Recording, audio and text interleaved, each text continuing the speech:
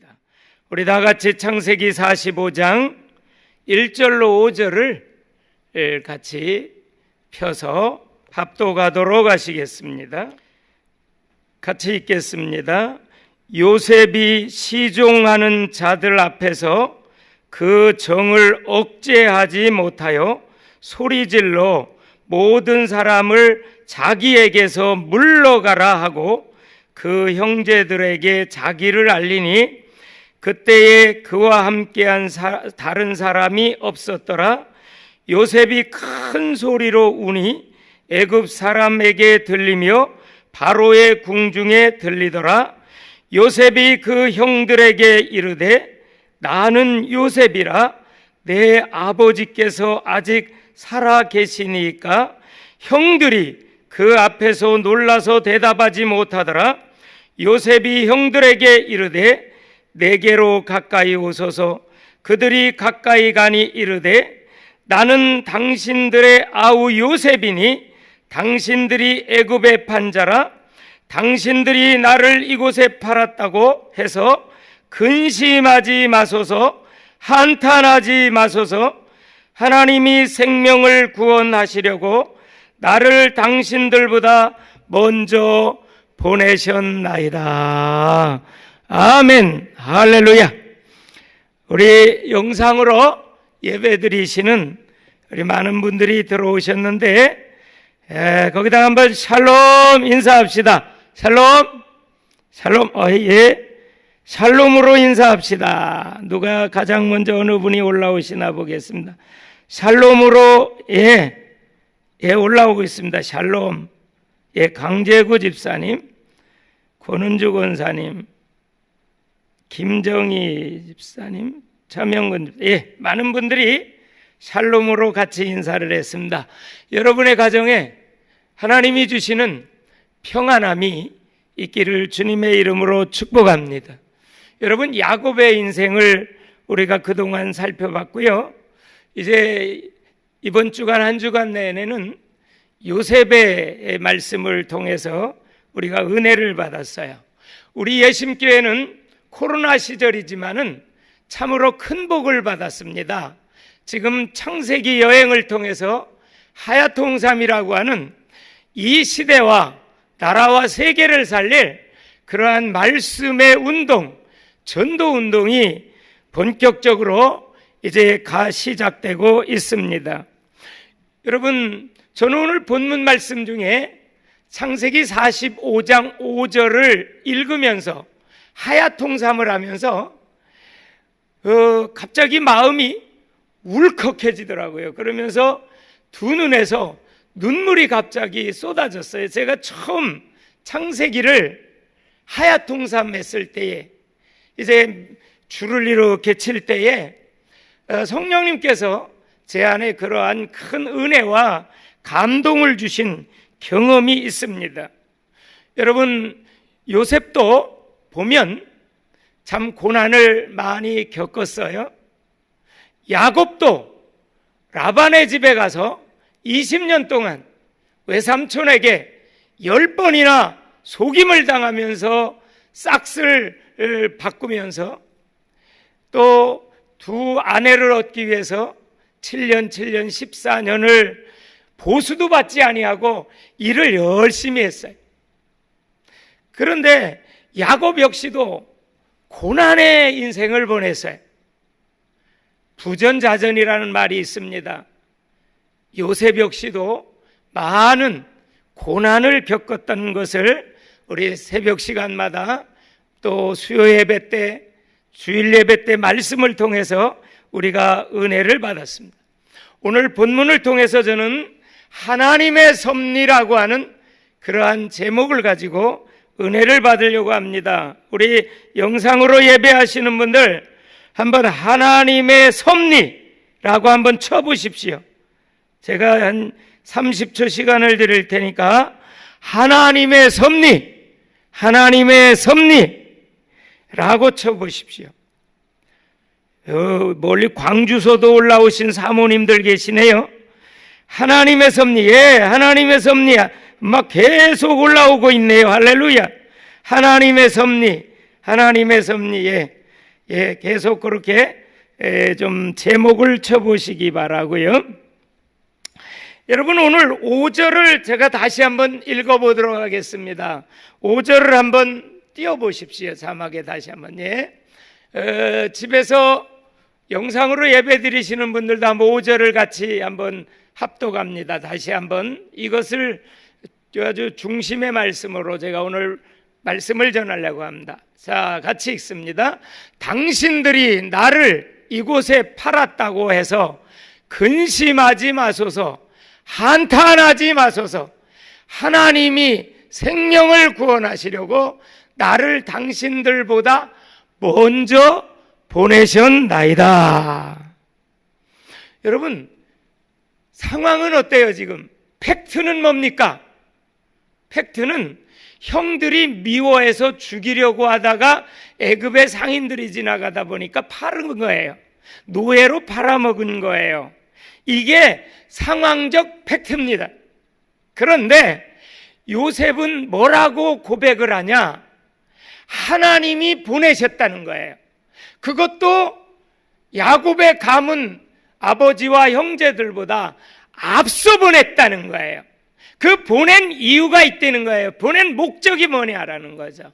그 보낸 목적은 하나님께서 생명을 구원하시려고, 할렐루야잖아요.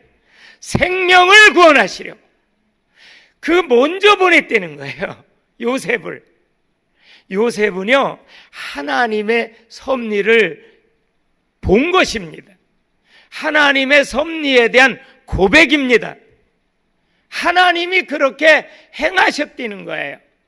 하나님이 자기의 인생 속에 개입하셔서 형들을 통해서 한 것이지만 궁극적으로는 하나님이 하신 것이다 라는 배후에 역사하시는 하나님의 섭리를 요셉은 깨달았고, 오늘 5절에 놀라운 고백, 위대한 고백을 하고 있어요. 하나님은 영이시지요, 눈에 안 보이시지만 24시간 주무시지도 아니하시고 졸지도 아니하시고 우리들을 위해서 역사하시는 선한 그런 섭리를 가지고 인도하시는 우리 하나님을 찬양합니다. 여러분, 곡식사로 온 형들에게요, 몇 가지 시험을 해요. 테스트하죠. 왜? 형들이 미워서가 아니에요. 오늘 본문의 고백을 보니까 형들의 마음이 어떠한지, 또 동생 베냐민을 형들이 괴롭혀가지고 죽이지나 않았는지, 요셉 자기를 죽인 것처럼 베냐민 죽이지 않았는지, 아버지는 살아계셨는지 돌아가셨는지, 그 많은 것들이 궁금했어요. 그럴 수밖에 없죠. 노예로 팔려온 요셉의 생애였으니까요.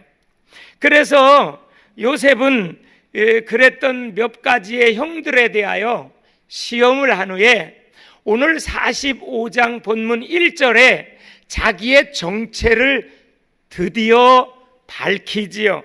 한번 1절을 제가 봉독합니다. 요셉이 시종하는 자들 앞에서 그 정을 억제하지 못하여 소리질러 모든 사람을 자기에게서 물러가라 하고 그 형제들에게 자기를 알리니 그때에 그와 함께한 다른 사람이 없었더라. 이제 요셉이 그 참 형제들에 대한 하나님의 부어주신 사랑을 절제하지 못해서 형들을 이미 용서했잖아요. 그래서 그 형들에게 정을 억제하지 못해서 그 사랑, 하나님의 사랑이 폭발돼서, 그래서 옆에서 시종드는 종들을 다 내보냅니다. 다 내 앞에서 물러가라.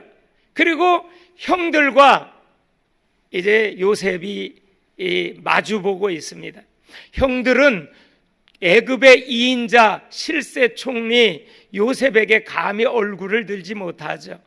그 얼굴을 땅에 받고 이제 무릎을 꿇고 요셉을 대면하고 있습니다. 다른 사람이 하나도 없었어요.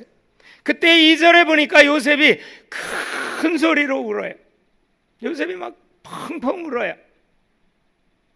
참 하나님이 요셉에게 주신 은혜였고, 또 형들을 참 긍휼히 여기는 마음이었고, 그것은 하나님이 전적으로 부어주시는 감정이었을 것이라고 생각돼요. 요셉이 엉엉 울어요. 큰 소리로 울어요. 애굽 사람들도 들어요. 밖에 있는 사람도 들고 궁중에 있는 것들 사람들도 들었다라 그랬어요. 궁중에 들리더라. 그러니까 창문 밖으로 요셉의 울음소리가 나간 거예요. 그처럼 큰 소리로 울어요. 그러면서 요셉이 울음을 절제하면서 형들에게 말합니다. 나는 요셉이에요, 형님들. 아버지 아직 살아계셔요. 가장 궁금한 것은 아버지에 대한 안부를 묻고 있어요. 그때의 형들의 반응을 한번 보십시오. 형들이 얼마나 놀랬겠어요.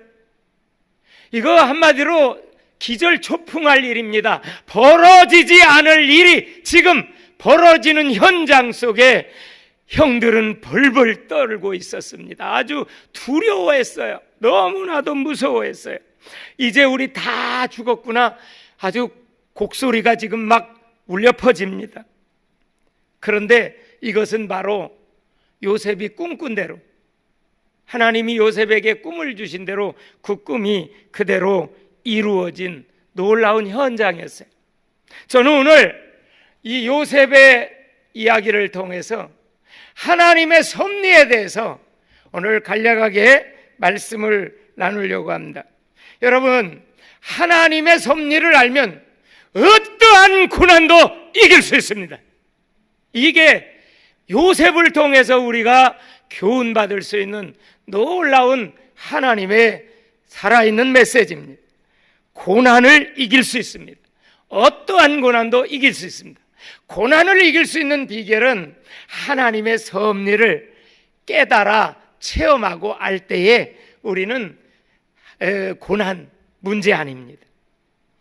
여러분, 요셉의 인생을 우리가 스토리로 보면 고난의 연속이었습니다. 물론 야곱은 원래 이름 자체에 교활한 사람, 사기꾼, 속이는 자, 그런 의미를 갖고 있기 때문에 야곱은 이름 자체부터 그렇게 많은 환난과 고난과 어려움을 겪었어요. 그래서 이 야곱의 말씀이 선포될 때마다 사실 참 제 자신도 야곱과 같았구나, 또 야곱과 같은 그런 기질과 그런 성품을 버려야 되겠다, 그런 참 깨달음과 회개와 이런 결단들을 했습니다. 여러분, 근데 요셉도 형들에게 시기를 당하죠. 미움을 당합니다. 그 원인이 아버지가 야곱이 너무 요셉을 사랑했어요. 왜냐? 가장 사랑해서 가장 아내로 먼저 얻으려고 하는 라헬의 첫 아들이었어요. 그러다 보니까 너무나도 사랑했죠. 그래서 채색옷 입혔어요. 채색옷은요, 거의 자기의 대를 이어준다, 장자권의 대를 이어준다, 그 채색옷을 길게 입으니까 일도 안 시켰겠죠. 일도 모르겠죠. 그런 아주 참 편애를 했죠, 야곱이. 그러니까 형들의 시기를 받았어요. 그 형들이 같은 배에서 난 게 아니잖아요. 다 이복 형들이지 않습니까? 그러다 보니까 이 형들이 시기하다 못해, 미워하다 못해 저 요셉을 제거해버리자, 죽이자, 그런 생각들을 품게 됐어요. 여러분, 마음의 생각이 중요합니다. 어떤 생각을 하느냐에 따라서 인생이 바뀌지요. 생각에 따라서 말이 나오게 되죠. 생각에 따라서 우리가 행동이 나오게 되고 인생이 결정되지 않습니까? 요셉의 형들의 마음속에 이제 죽이려고 하는 아주 사단의 악한 생각이 쌓이기 시작했어요. 그래서 이제 들판에서 양을 치지요. 아버지 야곱이 요셉에게 형들의 안부를 묻고 형들이 잘 양을 지키는지 갔다 오라 그랬어요. 요셉이 가죠. 멀리서 요셉이 오는 장면을 봤던 형들이 기회는 이때다.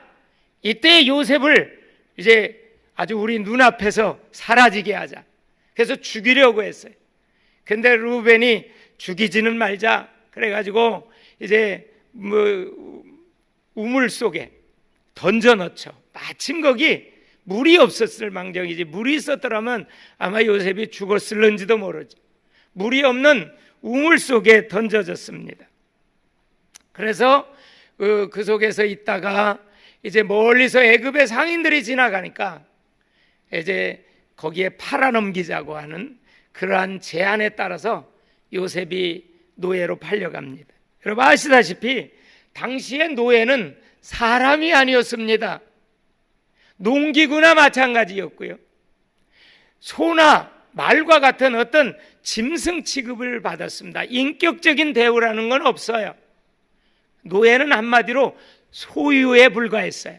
그래서 돈 주고 사고 팔잖아요. 이렇게 마침 애굽의 보디발이라고 하는 그 참 권위 있고 실력 있는 사람의 집에 노예로 팔려갑니다. 거기서도 하나님이 요셉과 함께 하니까 요셉이 보디발에게 신임을 얻어서 가정총무로서 다 그 수천 명의 종들과 가정의 살림을 다 맡기지요. 그러다가 이제 고난을 받고 이 보디발의 아내의 유혹을 받으면서 감옥으로 들어가게 됩니다. 여러분 여기서 보면 감옥에 잘 들어갔어요? 잘못 들어갔어요? 여기다 한번 써보세요. 잘 들어갔나요? 잘못 들어갔나요? 예? 감옥에 요셉이 잘 들어간, 조금 이따 말씀드리겠지만 아주 잘 들어간 것 같아요. 왜냐? 요셉이 감옥에 갔기 때문에 30세에 일약 애굽의 실세 총리로 급부상합니다. 대독 총리가 아니에요. 실권자 2인자로서 바로가 그에게 완전히 2인자의 자리를 맡겨주죠. 사랑하는 성도 여러분, 고난은 인생의 선택 과목이 아니라 고난은 인생의 필수 과목입니다. 고난이라고 하는 과목을 누구든지 이수해야 됩니다. 원치 않든지 원하든지 그건 상관없이, 빈부귀천에 상관없이, 남녀노소가 상관없이 고난이라고 하는 것은 누구에게나 찾아오는 필수 과목이에요. 그 고난의 과목을 잘 이수하면 우리에게 이제 변화의 역사가 일어납니다. 그 고난을 통해서 믿음의 긍정적인 변화가 일어나는 사람이 있는가 하면 퇴행하는 부정적인 변화가 일어나는 사람도 있습니다.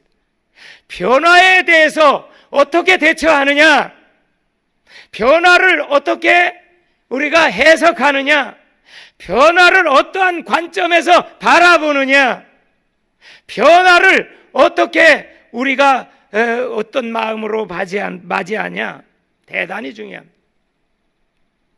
여러분, 고난이 오면 사람이 겸손해집니다. 문제와 어려움과 질병과 고통과 실패가 찾아오면 사람들은요 더 기도하게 돼 있습니다. 고난당하는 자가 있느냐? 저는 기도할 것이. 할렐루야. 고난당하는 자가 기도할 것이. 그 기도하게 되어지죠. 그 영적인 사람은, 믿음의 사람은, 믿음이 조금이라도 있는 사람은, 예수 그리스도를 정말 영접한 사람이라면 고난이 오면 기도하게 돼 있습니다.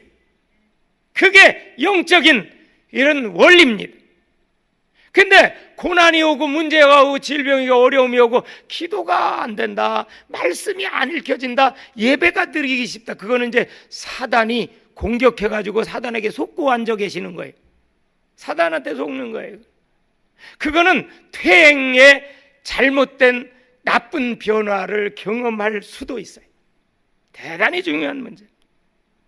그래서 정말 더 나가서 이제 하나님께 더 나가게 되고 하나님을 더 의지하게 되고 끝에 가서는요, 아, 나는 피조물이구나. 그 사실을 고백할 수밖에. 나는 피조물이구나. 나는 하나님의 은혜가 없이는 1분 1초도 존재할 수 없는 그런 사람이구나. 즉 피조물이구나. 여러분, 하나님이 우리를 하나님의 형상대로 창조해 주셨잖아요. 남자와 여자를 창조해 주셨고요. 근데 창세기 3장의 사건을 통해서 그 하나님의 형상 잃어버리고 죄와 죽음과 영원한 지옥의 심판이 기다리고 있지만 우리가 예수 그리스도를 믿음으로 말미암아 영생을 얻었어요. 어떤 변화가 일어나느냐? 믿음이 있는 사람은 언약의 파트너로, 언약의 수호자로, 언약의 동반자로 더 한 걸음 더 나가서 언약의 전달자로 하나님께서 변화시켜 주시는 줄로 믿습니다. 하나님은 고난을 통해서 우리를 변화시켜. 여러분, 고난과 문제 속에서 하나님은 절대로 우리를 외면하지 않으시는 하나님. 고난과 문제와 질병 속에 있을 때 하나님은 절대로 우리를 포기하지 않는 하나님. 그 하나님이 우리를 따라오셔서 누구에게? 믿음의 사람에게, 언약 붙잡은 사람에게, 언약을 놓치지 않은 사람에게 하나님이 찾아오셔서 맞춤형 AS를 하시는 하나님을 찬양합시다. 그래서 고난은 훈련입니다. 고난은 훈련입니다. 여러분, 이스라엘 백성들이 6월절에 어린 양의 피로 이제 이렇게 출애굽합니다. 그러면서 광야 생활을 금방 접합니다.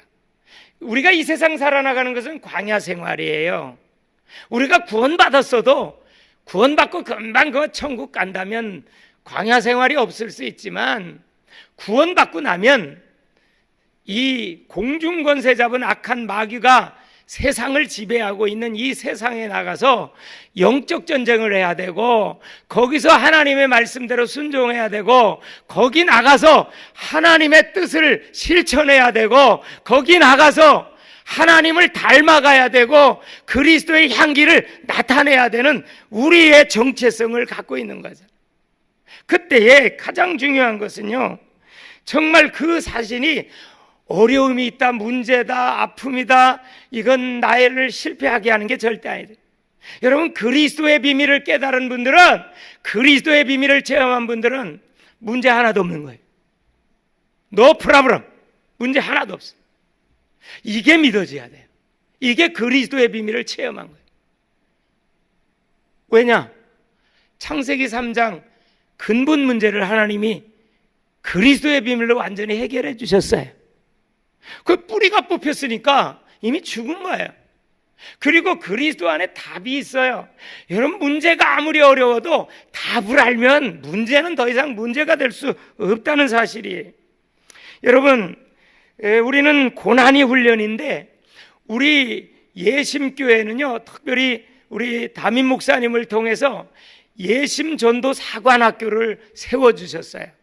왜냐? 이 시대에 하나님의 소원, 언약의 전달자로서 언약만 붙잡고 있는 것이 아니라 언약만 붙잡고 있어도 복을 받는데 더 한 걸음 나가서 하나님의 소원인 언약의 전달자가 되어야 되거든요. 가만히 있으면 안 되거든요. 여러분, 사해 바다가 있고 갈릴리 바다가 있어요. 갈릴리 바다는 물을 헐몬산에서 다 그 맑은 물을 받아가지고 내려보내요. 안 내려보내면 썩어버리는 거예요. 여러분, 말씀을 듣고 가서 말하지 않으면 신앙이 성장하지 않아요. 도태돼요. 그래서 사해바다는 썩은 바다예요. 여러분, 전도가 어려운 게 아니잖아요. 사람 막 꼬여가지고 억지로 데려다 앉히는다는 개념이 아니라 그거는 하나님의 업무시니까 하나님이 해주실 것이고, 우리 할 일은 뭐예요? 은혜 받은 말씀, 주일 말씀, 수요 말씀, 새벽 말씀, 은혜 받은 말씀을 자기에게 먼저 전해야 돼요. 자기가 자기에게 먼저 전도하는 거예요. 그래서 자기가 성령 충만 받고, 왜냐면 말씀이 임하면 성령 충만함이 임하거든요. 그러면 나가서 그거를 전하는 거예요. 나누는 거예요. 그게 전도예요. 그래서 예심 전도는요, 하나님의 말씀을 전하는 거예요. 복음을 전하는 거예요. 여러분, 이 훈련이라, 이 고난이 훈련이라고 그랬잖아요. 여러분, 군대에 가서 훈련 받을 때요, 가장 크게 훈련에 남는 것이 있어요. 첫째로는 사격 훈련이에요. 두 번째로는요, 유격 훈련이에요. 저는 28살에 늦게 군대를 갔어요. 근데 뭐 참 나이가 좀 있었는데, 그리고 제가 이렇게 날렵해 보여도 이게 또 운동신경이 제로네요. 빵이네요, 빵. 그 운동을 별로 잘 못해요. 그 가장 잘하는 운동은 있어요. 그 숨쉬기 운동을 굉장히 잘해요. 아마 여러분들도 그 운동은 아마 전문가들이실 것 같은데, 어쨌든 별로 운동을 못해요. 단거리를 못 뛰어요. 장거리는 잘 뛰어도. 왜? 깡이 있으니까. 그게 뭐 10km 뛰라면 제가 거의 뭐 선두 그룹인데, 이 100m 갔다 오라면 이거 꼴찌에서 3-4번째입니다. 그래서 막 선착순 하면요, 많이 뛰었어요. 성질 나더라고요. 그리고 사격 훈련을 가서요, PRI를 해요. 엎드려 쏴! 일어나서. 근데 거기가 자갈들이 좀 있어요. 여기가 진짜 피가 날 정도로 엎드려 쏴, 일어나 쏴. 그리고 잘못하면 저기 돌아와. 그리고 유격 훈련할 때요, PT 체조를 하는데 이만한 뭐 겨우들만한 이런 통나무를 길게 해가지고 이쪽으로 갔다 저쪽으로 갔다, 여러 명이요. PT 체조 하죠. 뭐 PT 체조 여러 가지 하죠. 참 힘들었어요. 근데 그거 왜 하느냐? 훈련을 받을 때 딴 생각을 하면 사고가 나고요, 훈련이 제대로 안 되져요. 그래서 특별히 사격 훈련할 때는 실탄을 주잖아요. 그러니까 잘못 쓰면 자기도 죽을 수도 있고 다른 사람에게 해를 가할 수도 있어요. 유격 훈련은요, 여러 가지 위험한 과정이 있기 때문에 자칫 잘못하면 다쳐버리고 죽기까지 했어요. 유격 훈련하다가 저 자리에서 죽었다. 그래서 조교들이요, 그런 얘기 2군데서 하더라고요. 그 완전 쫄지요, 우리도 훈련병으로서. 근데 정신을 그래서 바짝 차리고 딴 생각, 집 생각, 애인 생각, 뭐 밥 생각 하지 말고 뭐 하라냐, 거기에 집중해가지고 사격하고 유격 훈련 받으라는 거죠. 정신 차리라, 딴 생각 하지 마라. 그러는. 여러분, 고난은 훈련입니다. 여러분 지금 고난 받고 계십니까? 와, 하나님이 나를 이 시대에 크게 쓰시려고 훈련시키고 있구나. 그렇게 감사하시기 바랍니다. 아멘 하십시오. 아멘 하셨네. 감사해야 돼요. 우리 감사해야 돼요. 고난 당하는 것이. 한번 시편 119편 71절 한번 띄워주세요. 시편 119편 71절 이런 말씀이 있어요. 시작. 고난 당한 것이 내게 유익이라. 이로 말미암아 내가 주의 율례를 배우게 되었나이. 율례들을 배우게 되었다. 즉 하나님의 뜻, 하나님의 말씀을 배우게 되었다는 거예요. 여러분, 고난을 통해서 하나님의 말씀을 깨닫고 체험해서 고난 당하는 사람은요, 살아있는 메시지가 나오는 거예요. 그래서 그 고난은 우리에게 그래서 환난은 인내를 낳고, 인내는 연단을 낳고, 연단은 소망을 이루는 줄 알미니라. 저는 신학 4학년 때 간증문 써내라고 했을 때, 제가 그 간증문 책을 지금도 갖고 있는데 82년도에 발행된 건데요, 제가 간증문 써놓은 거 있기 때문에 지금까지 보고 누렇게 뜬 책이 있어요. 제목을 뭐라고 썼냐면 고난 중에 만난 나의 하나님. 제 제목이 그랬어요. 그래서 참 제가 고난을 많이 당했거든요. 왜? 성질이 좀 못돼가지고 고난도 당했고, 또 뭐 여러 가지 나쁜 어떤 성품 때문에도 고난을 당했고, 뭐 지금도 어떤 때 그런 기질이 나타나고 성품이 나타날 때마다 정말 하나님 앞에 회개하고 또 말씀의 빛 앞으로 나가서 그걸 치료받기를 원하고, 그래서 여러분, 고난을 이길 수 있는 비결은 언약을 붙잡느냐 못 붙잡느냐와, 이 고난은 고난으로 절대 끝나지 아니하고 하나님이 나에게 찾아오셔서 맞춤형으로 AS 해주시면서 나를 성화시키고 변화시키고, 그리고 이 고난을 통해서 나를 크게 쓰신다. 그래서 고난은 훈련이다. 또 한 가지는요, 여러분, 고난이라고 하는 용광로 속에 들어가서 불순물이 완전히 제거되고 나면 이제 거룩한 삶, 성결한 삶으로 이렇게 나아가게 돼요. 그래서 하나님의 섭리를 깨달으면 거룩한 삶으로 변화됩니다. 하나님의 섭리를 깨달으면 깨달을수록 성결해져요. 거짓이 없어지고 개인적 욕심과 욕망이 없어지고 세속주의와 인본주의와 상업논리가 없어지고 정말 그런 것들이 서서히 없어져요. 그래서 오늘 본문에 보면 형들이 노예로 팔아 넘겼지만 그 형들에 대한 미워하거나 원망하는 게 나오질 않아요. 목사인 저도요, 어떤 때로는요, 불이익을 당하고 그러면요, 속에서 이런 게 나와요. 하야통삼 안 할 때는 나와요. 근데 또 하야통삼 할 때는 깨달아 가지고 또 죽이지요. 여러분, 말씀만이 우리를 변화시키는 최고의 은혜의 축복입니다. 말씀만이. 그래서 그 보디발의 아내의 유혹을 받는데요, 아니 요셉이 참이 아주 멋지게 생겼던 것 같아요. 아주 잘난 것 같아요.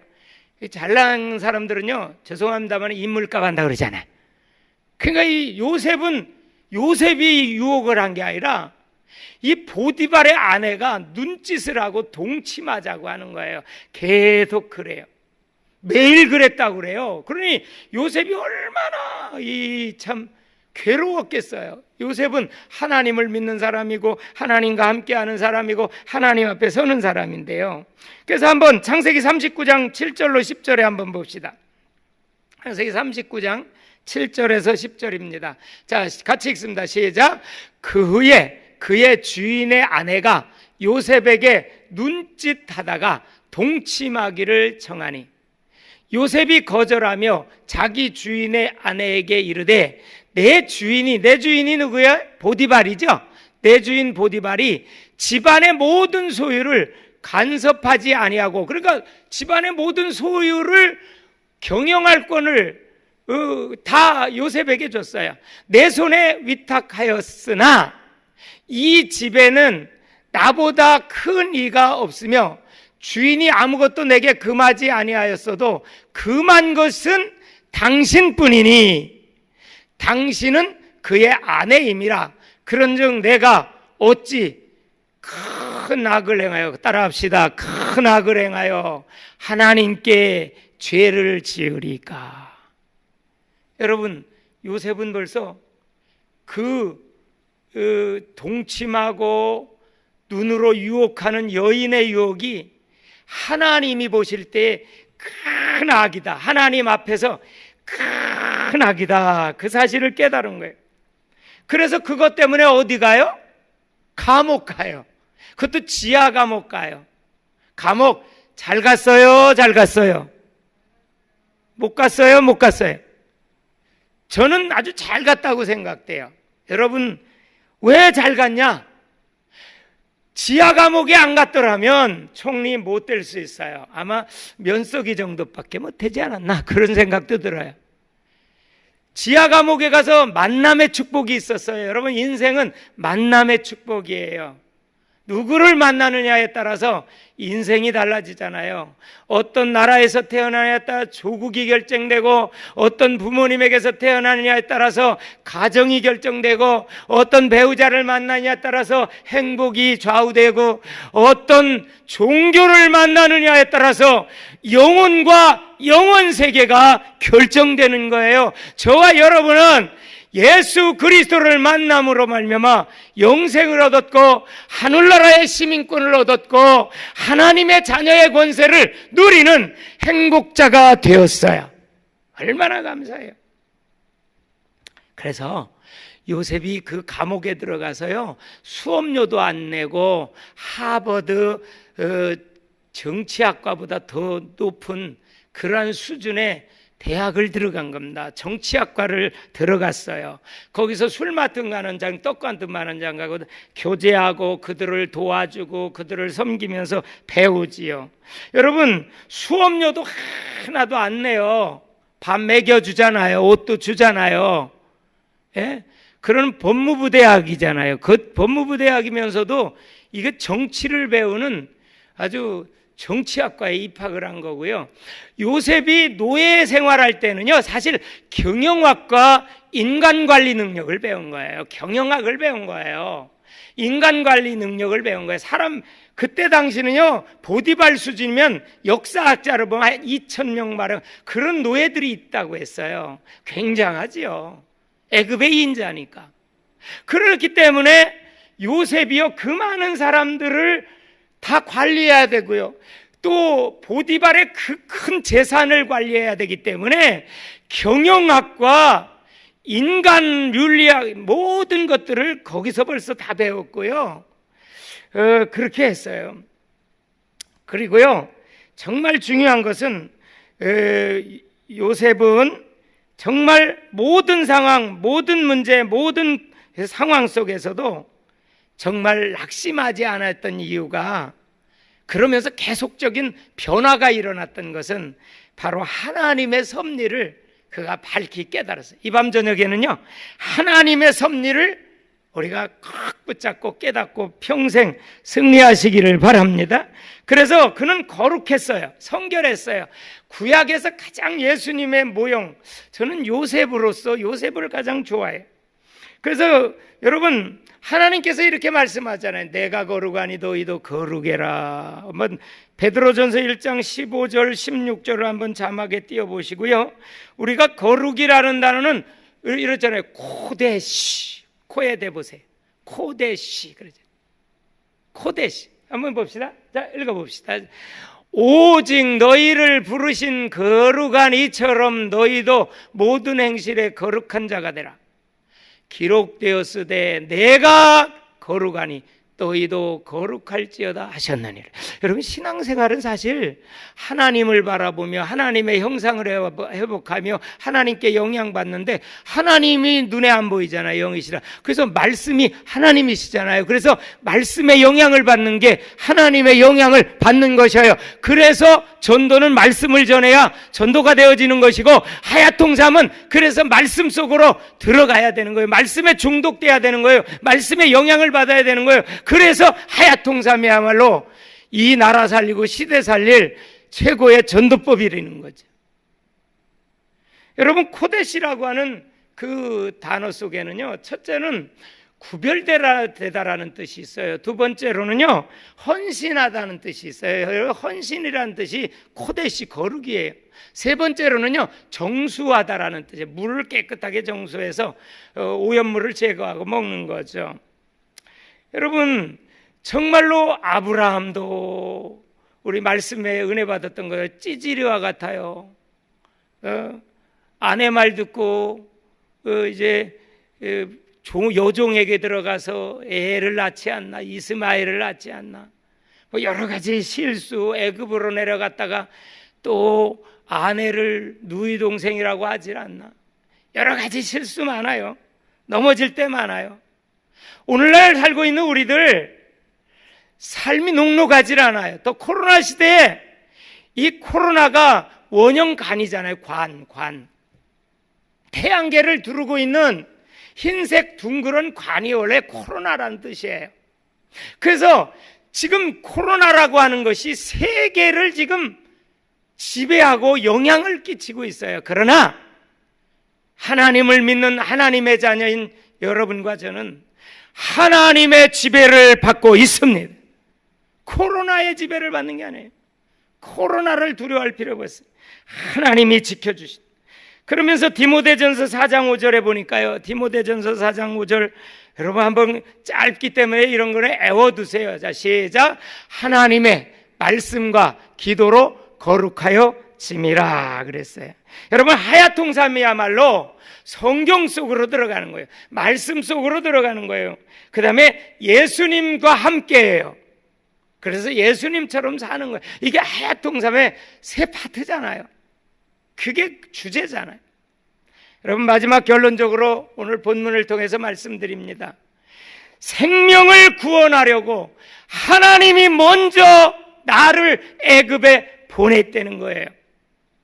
이게 하나님의 섭리예요. 여러분, 하나님의 섭리는 하나님의 의도요, 하나님의 목적이요, 하나님의 뜻이잖아요. 하나님의 목적과 뜻과 의도에 따라 하나님은 섭리하세요. 우리의 계획과 우리의 어떤 원하는 것 따라서 하나님 섭리하지 않으세요. 하나님이 우리를 각자를 향한, 성도들을 개개인을 향한 하나님의 계획된 섭리가 있어요. 그 계획된 섭리가 뭐냐? 복음 제대로 받고 복음 깨달아서 복음 전해내는 거예요. 이게 하나님의 의도예요. 하나님의 뜻이에요. 성경을 기록한 목적이에요. 예수님이 오신 목적이에요. 예수님이 십자가에 못 박히시고 3일 만에 부활하신 목적이에요. 그 하나님의 섭리가 그렇게 가고 있어요. 구속사적으로도 가고 있고 목적사 쪽으로도 가고 있어요. 그러면 구속자 속에 은혜를 누리는 사람들은 하나님의 목적사인 하나님 나라 확장을 위해서 나가요. 지금도 우리 예심 선교에서는 또 여러분들도 많이 참석하고 계시는데요, 예심 전도 축제 2단계, 지난번 동강에서 한 수련회는 예심 전도 축제 1단계고요, 이번에 예심 전도 축제 2단계, 전국 지부 영혼 구조대 교회마다 조직해서 33일 작정 전도를 시작했어요. 작정 전도를 시작했어요. 그래서 지금 비대면으로 탁월한 전도를 하고 있어요. 지금 이 밴드에 많은 분들이 전국에서 올라오는데 제가 오늘 통계를 봤어요. 신청한 교회는 한 90여 개 교회 돼요. 그런데 이제 오늘 보고 올라온 교회가 79개 교회로서 전도에 참여한 사람이 보고된 것만, 보고 안 된 것도 있어요. 160명이고 몇 명에게 전도를 했냐? 1080명에게 어제 전했어요. 어제. 이게 어제 통계예요. 근데 안 들어온 지부도 몇 개 있어요. 그거 다 들어오면 제가 볼 때는 한 1200명 정도의 그런 예비 신자들에게 영상 아주 전도와 감동 스토리 전도지를 보내주면 돼요. 여러분, 이거 참으로 기도하면서 하시면 여러분 누구나 하실 수 있어요. 그래서 예심교회 성도님들 31일까지 이번 주일까지 신청받을 테니까 아직도 몰라서 못 하시는 분들은 지금 결단 내리십시오. 그래서 집에서 하시면 돼요. 기도하시고 찬양하시고. 여러분, 이번에 휴면 신자, 여러분 인처치에 안 나오고 계시는 휴면 신자들에게 이거 꼭 하세요. 지금 그렇게 해서 참 기뻐하시고 막 반응이 나타나고 반응이 오고 있대요. 움직이고 있대요. 이런 것을 매일 지금 보고받고 있어요. 참 놀라워요. 제가 전국을 매일 보고를 받았어요. 지부를. 우리 지부방 단톡방에 다 올라와요. 그럼 우리 지부장님들이 다 볼 수 있고 저도 볼 수 있고. 제가 우리 선교부에서 종합 집계를 해. 같이 집계를 해. 그러면서 볼 수 있어요. 여러분, 이게 이제 올해 이렇게 한번 시스템으로 하고 내년도 2월 달부터 또 시스템으로 하고 그래서 1년에 2차례씩 이렇게 6개월 단위로 시스템을 하면 지금은 처음 시작이라 좀 시행착오도 있었고 좀 그런 부분이 있었지만 이제는 정말 제대로 광고하고 한 번, 두 번, 세 번 이렇게 계속 하다 보면 아마 한국 살릴 폭발적인 전도운동이 일어날 줄로 확신합니다.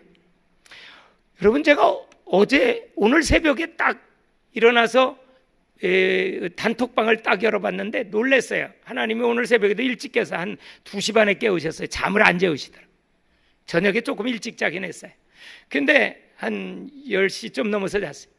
근데 단톡방을 딱 열어보니까 3일 전에는요 죄송합니다, 어느 지부라고 해서 서산 지부가 4교회가 보고가 올라왔는데 오늘 딱 새벽에 보니까 14교회가 16명이 전도해서 150명에게 했다고 서산 지부장님이 딱 올려왔더라. 할렐루야.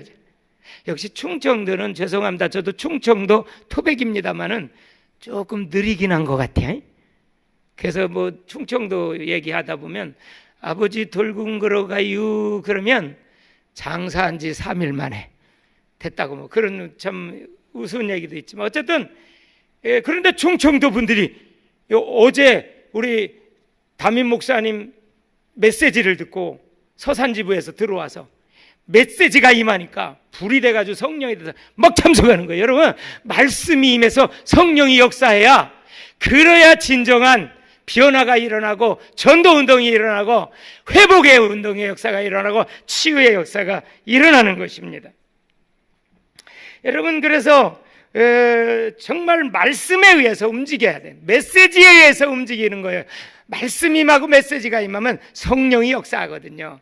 그게 진정한 변화요 역사거든요. 여러분, 성경이 말하는 복을 마지막 말씀드리고 저는 말씀을 마치려고 그래요. 성경이 말하고 있는 복이 뭐예요? 여러분, 복 받기 원하시면 한번 아멘 쓰십시다. 여기다가 복 받기 원하시면 아멘.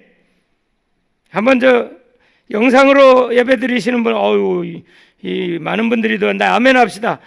복 받기 원하시면 아멘 합시다. 하늘의 신령한 복 받기를 원하시면 아멘, 아멘. 우리 조명선 사모님 멀리서 들어오셨네요. 아멘, 아멘. 차명근 안수 집사님 들어오셨. 예, 여러분 복 받기 원하시고 아멘, 아멘 하세요. 김기천 장로님 들어오셨네. 아까 제가 사무실에서 있었는데 죄송합니다, 이 말. 김기천 장로님이 오시더니 왜 저한테는 이 전도 운동을 하라고 연락이 안 왔냐 그래서 오늘 들으시고 30일이면 이제 신청 마감이시니까 오늘 신청하면 되신다고 제가 그랬어요. 우리 아마 신청하실 것 같아요. 이제 장로님들도 신청하시고. 여러분, 시간 1시간만 내시면 돼요, 하루에.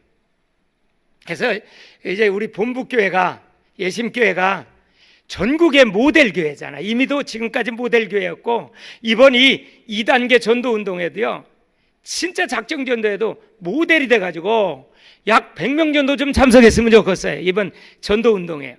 그래가지고 정말 여러분, 지금은 문자전도, 여러분 담임 목사님께서 영상 3분짜리 해드리는 감동의 영상 메시지를 전해줘요. 그거 받고 은혜 받는 사람들 참 너무너무 지금 많다고 막 이런 보고가 올라오고 있어요. 그러면 여러분 생각해 보세요. 복 받으려면 뭐 해야 되냐? 시편 1편 3절에 보니까 주님의 말씀을 주야로 묵상하는 자가 복 있는 자다. 할렐루야. 여러분, 복은 그거예요. 하나님이 말씀하시는 복, 진정한 복, 영원한 복, 변하지 않는 복은요, 말씀을 듣고 말씀을 순종하고 말씀대로 사는 사람이 복 있는 거예요. 그렇게 살면 나머지 다 책임져 주세요, 하나님. 영원히 잘 돼야 범사가 잘 되고 강건해지는 거예요. 그래서 영원히 잘 되는 말씀. 그러면 한번 시편 1편 1절로 3절 한번 읽어봅시다. 띄워주세요. 시편 1편. 같이 합니다. 복 있는 사람은 악인들의 꾀를 따르지 아니하며 죄인들의 길에 서지 아니하며 오만한 자의 자리에 앉지 아니하고 오직 여호와의 율법을 즐거워하여 그 율법을 주야로 묵상하는 자로다. 그는 시냇가에 심은 나무가 시절을 따라 철을 따 열매를 맺으며 잎사귀 그 잎사귀가 마르지 아니한 같으니 그 하는 모든 일이 다 형통하리라. 여러분 다 형통하시기를 주의 이름으로 축복합니다. 형통. 여러분, 정말 하나님의 말씀을 지켜 순종하는 것이 형통이고요, 그게 복 중의 복이고요, 영원한 복이고요, 하나님이 주신 복이고요, 그게 하늘의 신령한 복, 땅에 기름진 모든 복은요, 말씀 속에 들어가서 말씀을 읽고 듣고 순종하고 말씀을 실천하고 말씀대로 사는 게 복이에요. 복. 우리 예심교회 모든 성도 여러분, 오늘 영상 예배 드리는 모든 성도 여러분, 이러한 복 평생 받아 누리시고, 여러분 가문이 받아 누리시고, 여러분 자녀 대대손손이 받아 누리시기를 주의 이름으로 축복합니다. 그래서 우리 예심전도가 뭐예요? 예심전도 말씀을 전하려는 거 아닙니까? 말씀을 전하라는 게 예심 전도예요. 전도의 패러다임을 성경적으로 바꾸는 엄청난 기적의 개혁이 일어났어요. 전도는 하나님의 말씀 복음을 전하는 것이다. 그리고 하야통삼은 뭐예요? 전도의 엔진과도 같아요. 우리 대표 목사님께서 말씀하신 것처럼 엔진과도 같아요. 엔진. 그거 동력을 부여받아야 되잖아요. 엔진. 저도요, 요즘에 새벽마다 일찍 일어나서요, 그 새벽 기도 설교를 통해서 얼마나 은혜를 많이 받는지 알아요. 수요 예배에도 은혜 받고. 제가 은혜 받으니까 너무 행복해지는 거예요. 정말 신바람 나요. 행복해요. 그렇다고 문제 없는 거 아니에요. 문제는 똑같아요. 그냥 문제가 문제로 안 보여요. 더 그리스도의 능력, 그리스도의 비밀로 들어가면 문제가 아니거든요. 그래서 이 하야통삼은 전도의 강화편이에요. 전도의 속편이에요. 이제 11월 달부터 전국에 이 권역별 1일 하야통삼 세미나를 계획하고 계세요. 여러분들도 기도해 주시고요. 여러분들은 이미 하야통삼이 뭔지를 우선적으로 여러분들께 컨퍼런스를 통해서, 부흥회를 통해서 말씀을 드렸어요. 여러분, 예심전도와 하야통삼은 한 몸과도 같아요. 똑같은 전도 운동이에요. 그래서 우리가 왜 이렇게 복음을 전하냐, 말씀을 전하냐? 말씀 속에 들어가야 말씀이 나요. 우리가 들어간 것이 있어야 나오잖아요. 들어간 것이 있어야 나오잖아요. 여러분, 저는 그래요. 대화하다가 전도에 할 말이 없다 그러면, 예심전도 사관학교에 오면 할 말, 무기가 많다 그래요. 그래서 오는 분들이 여러분 되셔요. 와서 말씀 들으면, 말씀으로 훈련받으면 힘을 얻고 그러잖아요. 그래서 하나님 앞에 서는 거예요. 하나님 앞에, 말씀 앞에 서는 것은 하나님 앞에 서는 것인데, 여러분, 말씀은 빛이에요. 빛. 말씀은 참빛이에요. 요한복음 1장 9절에 참빛 대신 예수님이 오셨어요. 그 예수님은 요한복음 1장 14절에 말씀이 육신이 되어 우리 가운데 거하시니 그의 영광을 보니 독생자의 영광이요 은혜와 진리가 충만하더라.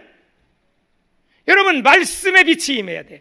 그게 예수로 함께하는 삶이고 예수님과 동행하는 삶이고, 그래서 창세기는 창조와 동행이잖아요. 여러분, 동행의 핵심은 말씀 속으로 들어가는 거예요.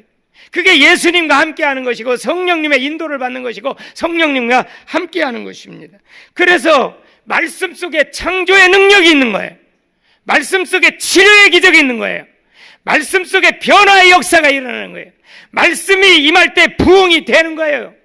말씀이 임할 때 축복이 임하는 거예요. 말씀이 임할 때 기도가 되어지는 거예요. 그리고 언약 기도라는 게 있어요. 말씀을 붙잡고 기도해야 돼요. 그래서 사도행전 5장 42절에 날마다 성전에 있든지 집에 있든지 예수는 그리스도라 가르치기와 전도하기를 쉬지 아니하였더라 말이에요. 이것이 바로 성령 충만 받은 초대교회가 한 사역이고 나타난 현상이라는 거죠. 여러분, 성령 충만함은 말씀 충만함이에요. 예수 충만함이에요. 사랑 충만함이에요. 하나님으로 충만함. 그게 성령 충만함의 개념. 그래서 오늘 우리는 내 평생의 생애 속에 하나님의 섭리를 더 분명하게 풍성하게 깨닫게 하옵소서. 그래서 하나님의 섭리에 순종하고 따라가게 하시되 하나님의 섭리를 밝히 깨달아 알게 하옵소서. 사도 바울이 기도했던 것처럼 지혜와 계시의 영을 부어주옵소서.